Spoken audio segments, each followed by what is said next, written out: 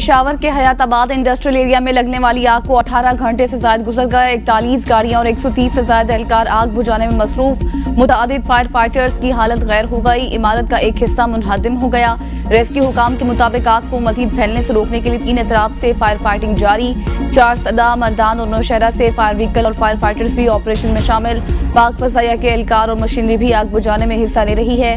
Chemicals के सबब आग बुझाने में मुश्किलात का सामना। तर्जुमान रेस्क्यू का कहना है कि आग पर 70% तक काबू पा लिया गया है। फसाई आलूदगी के एतबार से लाहौर ने दुनिया भर के शहरों को पीछे छोड़ दिया। बागों के शहर लाहौर का AQI 696 पर जा पहुंचा। वज़ीर आला पंजाब मरीम नवाज की हिदायत पर लाहौर को दुनिया का आलूदा शहर बनाने वाली फैक्ट्रियां मिसमार। महकमा तहफ़्फ़ुज़ माहौल के स्क्वाड्स ने मजीद 4 इंडस्ट्रियल यूनिट गिरा दिए। महकमा तहफ़्फ़ुज़ माहौल की जानिब से 941 गाड़ियां चेक, धुआं देती 234 गाड़ियों के चलान, 72 बंद, जबकि 5,03,000 रुपए से जुर्माने किए गए। वज़ीर आला की मुमकिन तहफ़्फ़ुज़ माहौल को किसी भी दबाव के बगैर इंसदाद स्मोक के लिए मुकम्मल कैपेसिटी में एक्शन लेने की हिदायत। टैक्स के लिए किसी को हिरासा नहीं किया जाएगा। नॉन फाइलर्स गाड़ियां और जायदादें नहीं खरीद सकेंगे। नॉन फाइलर्स से मुतालिक हमें कानूनी कवर की जरूरत है। नॉन फाइलर्स की इस्तिलाह ही खत्म कर रहे हैं। वज़ीर खजाना मोहम्मद औरंगजेब की वाशिंगटन में government State Bank Jamil Ahmad के हमरा प्रेस कॉन्फ्रेंस। वज़ीर खजाना का कहना था कि मईशत की बेहतरी के लिए हमें मुश्किल फैसले करना होंगे। 1.5 लाख खाली असामियों को खत्म करना है, मगर ये एकदम नहीं हो सकता। कोशिश होगी कि IMF का आखिरी प्रोग्राम हो। हमें पायदार और माशी तरक्की के लिए दरमियाने और लंबे अरसे के प्रोग्राम देना होंगे।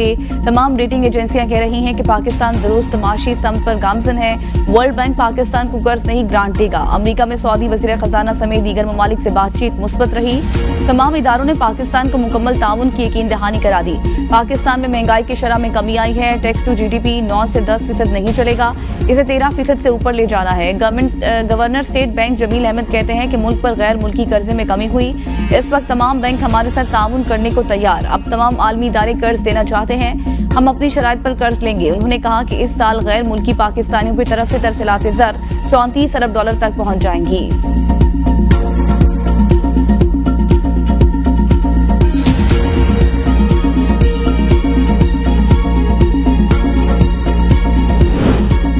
याहिया अफरीदी के चीफ जस्टिस बनते ही सुप्रीम कोर्ट में हलचल। 28 अक्टूबर को सुप्रीम कोर्ट का फुल कोर्ट, 8 नवंबर को सुप्रीम जुडिशल काउंसिल का इजलास तलब कर लिया।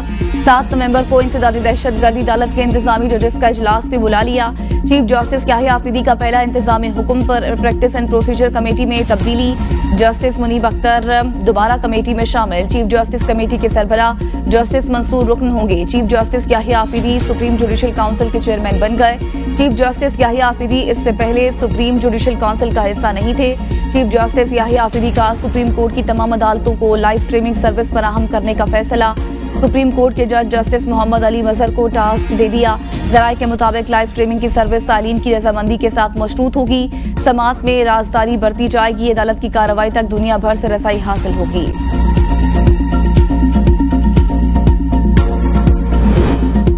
कायद नून लीग नवाज शरीफ एक रोजा क़याम के बाद दुबई से लंदन में अपनी रहायशगाह एवन फील्ड पहुंच गए। मुस्लिम लीग नून बरतानिया के अहदेदारों का वालेहाना इस्तकबाल। कारकुनों ने फूल की पत्तियां निशावर की। नवाज शरीफ की लंदन आमद पर PTI कारकुनों ने भी एहतजाज किया। किसी भी नाखुशगवार वाक़े से निपटने के लिए मेट्रोपॉलिटन पुलिस के अफसरान और एहलकार एवन फील्ड के बाहर मौजूद रहे। नवाज शरीफ मेडिकल चेकअप के लिए कल अमरीका रवाना हो जाएंगे।